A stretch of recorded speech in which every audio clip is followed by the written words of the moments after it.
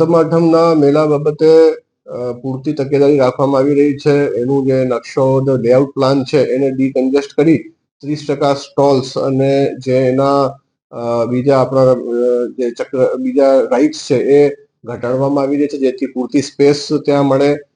Ambulance વગેરેની placement પણ રેશનલાઇઝ કરવામાં આવી રહી છે. ડ્રોનથી આખા જે કેટલા જનમેદની છે એના ઉપર નજર રાખવામાં આવશે.